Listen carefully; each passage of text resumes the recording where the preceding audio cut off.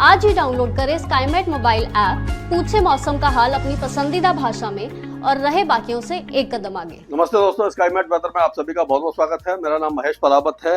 आज 15 मार्च हो चुकी है और जैसा हमारा अंदाजा था कि होली के दिन बारिश होगी, हालांकि बहुत ज्यादा बारिश नहीं हुई है, लेकिन कुछ इलाकों में ओले भी गिरे हैं। और दिल्ली एनसीआर की बात करें और बाकी इलाकों की बात करें, खास करके राजस्थान, हरियाणा, पश्चिमी उत्तर प्रदेश, तो यहाँ पर टेम्परेचर काफी ज्यादा बढ़ गए थे और रंग वाली होली खेलने में किसी भी तरह की परेशानी नहीं हुई। और जो वेदर बदला, यानी मौसम बदला, वो देर शाम को जाकर के बदला। तब तेज हवाएं चली और दोपहर के बाद, जब तक होली लोग खेल चुके थे, उसके बाद ही मौसम में बदलाव देखने को मिला। हरियाणा के कुछ इलाकों में हल्का ये जो ओलावृष्टि देखने को मिली और उसी तरह से राजस्थान में भी एक दो जगहों पर बहुत हल्की ओलावृष्टि देखने को मिली। हालांकि इस ओलावृष्टि से फसलों को किसी भी तरह का नुकसान नहीं हुआ है। और अब जो मौसम है उसमें क्या चेंजेस आएंगे उसके बारे में बात करते हैं। तो वेस्टर्न डिस्टर्बेंस अभी भी जो नॉर्थ पाकिस्तान और अफगानिस्तान के ऊपर था, वो अब जम्मू कश्मीर के आसपास आ गया है और ये धीरे धीरे आगे बढ़ जाएगा। यानी कि अगले 24 घंटों तक 16 तारीख तक इसका असर दिखाई देगा पहाड़ों के ऊपर, बर्फबारी के रूप में और बारिश के रूप में। और हमने देखा कि बारिश काफी ज्यादा अच्छी हुई है जम्मू कश्मीर, गिलगिट बाल्टिस्तान, मुजफ्फराबाद में। एक जो इंड्यूस्ड साइक्लोनिक सर्कुलेशन था वो उत्तर प्रदेश के ऊपर आ गया है, एक साइक्लोनिक सर्कुलेशन बांग्लादेश के ऊपर आ गया है। विपरीत चक्रवाती हवाओं का क्षेत्र म्यांमार के पास है और हवाएं अब धीरे धीरे उत्तर दिशा से अपना रुख कर लेंगे। यानी कि जो बारिश और स्नोफॉल हुआ है वहां से जब ठंडी हवाएं चलेंगी, तो ऑलरेडी आपने देखा होगा कि आज 16 मार्च को कुछ इलाकों में, खास करके पाकिस्तान के कई इलाकों के साथ साथ पंजाब, हरियाणा और राजस्थान और गुजरात में तापमानों में कुछ गिरावट दर्ज की गई है। अगर देखा जाए तो बारिश की गतिविधियां में अगर हम नजर डालें तो आप देखिए काफी अच्छी बारिश हुई है। ये खास करके ये उत्तर भारत में, ये मतलब पहाड़ों पे देखिए, ये 47 मिलीमीटर और ये सब जो बारिश हुई है 60 मिलीमीटर। या पाकिस्तान में भी बहुत अच्छी बारिश हुई है और उसी तरह से गंगानगर वगैरह में भी 4 मिलीमीटर बारिश है। और पटियाला वगैरह, ये जो है हिमाचल है, उत्तराखंड में हल्की बारिश हुई है। और उसी तरह से जो पंजाब है उस इलाके में बारिश हुई है। दिल्ली एनसीआर में बहुत ही हल्की बूंदाबांदी देखने को मिली थी। हालांकि जो होलिका दहन वाले रात को 8 बजे के आसपास काफी तेज हवाएं चली थी और फरीदाबाद वगैरह और कुछ इलाकों में बारिश हुई है। और कल जो बारिश है वो नूह, पलवल और उसके आसपास के इलाकों में जो साउथ हरियाणा वहां पर देखने को मिली है। पश्चिमी उत्तर प्रदेश में हल्की बारिश हुई है। राजस्थान के कुछ इलाकों में बहुत हल्की बारिश हुई है। पूर्वोत्तर राज्यों में कुछ अच्छी बारिश देखने को मिली है। और अगर दक्षिण भारत की बात करें तो दक्षिण भारत पूरी तरह सूखा बना रहा है। और अगर देखें तो टेम्परेचर ट्रेंड अगर देखें तो जो नीला कलर है इसका मतलब है टेम्परेचर गिर रहे हैं। तो ये 3 से 4 डिग्री की गिरावट देखने को मिली है यहाँ पर पश्चिमी राजस्थान में। क्या होता है कि जैसे ही वेस्टर्न डिस्टर्बेंस से पूर्व दिशा में आगे बढ़ता है तो जो उत्तरी हवाएं हैं वो चलना शुरू हो जाती है। यानी क्या होता है कि ये जो हवाएं हैं उनका जो डायरेक्शन है वो बदलना शुरू हो जाता है और ये जो हवा है वो उत्तर दिशा से चलना शुरू हो जाती है। तो इसका बहुत ज्यादा असर देखने को मिलता है। तो टेम्परेचर अब ऐसा लग रहा है कि अब गिरना शुरू हो जाएंगे कई इलाकों में।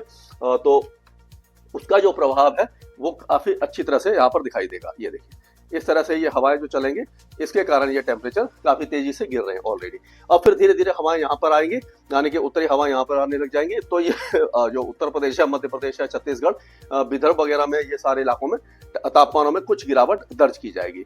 आज का ये जो सैटेलाइट पिक्चर है इसमें आप देखेंगे कि गिलगिट बाल्टिस्तान, मुजफ्फराबाद, लद्दाख और ये जो हिमाचल है, उत्तराखंड है, हिमाचल के ऊंचे पहाड़ों पर है, उत्तराखंड में बहुत हल्का बादल छाए हुए हैं जो गरजने और बरसने वाले हैं। और बाकी जो आपको देखेंगे ये पंजाब, हरियाणा, दिल्ली वगैरह में मध्यम ऊंचाई के और ऊंचे वाले बादल हैं, जिससे बारिश की संभावना काफी कम हो जाती है। लेकिन आज भी पंजाब और हरियाणा के कुछ इलाकों में देर दोपहर शाम को बारिश होने की संभावना हमें दिखाई दे रही है। उसके बाद हो सकता है कि पूर्वी उत्तर प्रदेश और बिहार, झारखंड में 16 तारीख को कल कुछ बौछारें हल्की फुल्की दिखाई दे जाएं। और उसी तरह से अगर दक्षिण भारत की बात करें, दक्षिण भारत का लगभग साफ बना हुआ है। अब यहाँ पर मौसम लगभग साफ हो जाएगा। अंडमान और निकोबार द्वीप समूह के कुछ इलाकों में हल्की बारिश हो सकती है। तो इस तरह का मौसम अब रहेगा।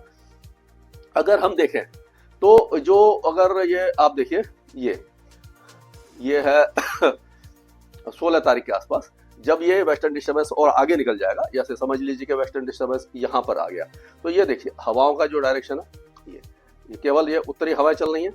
ये पूरे इलाके में जो हवाएं जो इस तरह से ये घूम के भी आ रही है, तो आप देखिए कि पंजाब, हरियाणा, दिल्ली, पश्चिमी उत्तर प्रदेश, राजस्थान, गुजरात और मध्य प्रदेश के कई इलाकों के साथ महाराष्ट्र के कई इलाकों में जो ठंडी हवाएं हैं वो टेम्परेचर को गिराएंगी और जो भीषण गर्मी का प्रकोप था, heat wave, severe heat wave चल रही थी, उससे कुछ राहत मिलेगी। हालांकि ज्यादा राहत तो नहीं मिलेगी क्योंकि यहाँ तक आते आते गुजरात और महाराष्ट्र तक आते आते हवाओं की जो ठंडक है वो थोड़ी कम हो जाती है, लेकिन हाँ बारिश जो हुई है यहाँ से उसका असर यहाँ पर दिखाई देगा और जो गर्मी है, भीषण गर्मी, उससे कुछ ना कुछ राहत जरूर मिलेगी। और अगर हम ये देखते हैं आज का वेदर देखते हैं तो आज का वेदर देखिए तो ये देखिए पूरे पहाड़ों पर बहुत अच्छा स्नोफॉल वगैरह है। आज ऐसा लग रहा है कि हिमाचल और जम्मू कश्मीर में हैवी स्नोफॉल हो सकता है, उत्तराखंड के ऊंचे पहाड़ों पर भी हैवी स्नोफॉल होने की संभावना है। कल भी कई इलाकों में अच्छा स्नोफॉल जारी रहेगा। अब ये ऐसा जो प्रतीत हो रहा है वो जो तराई वाले इलाके हैं उत्तर प्रदेश बिहार के, वहां पर हल्की बारिश हो सकती है। मेरठ, मुजफ्फरनगर, सहारनपुर, बिजनौर, लखीमपुर खीरी और जो बरेली, मुरादाबाद, रामपुर, संभल, यहाँ पर हल्की फुल्की बौछारें पड़ सकती हैं। और उसी तरह से पंजाब और हरियाणा के कुछ इलाकों में हल्की बौछारें रहेंगी, ज्यादा वेदर एक्टिविटी नहीं होगी, वो भी जब गर्मी बढ़ेगी आज दिन में और उस समय ये वेदर एक्टिविटी दिखाई देगी आपको।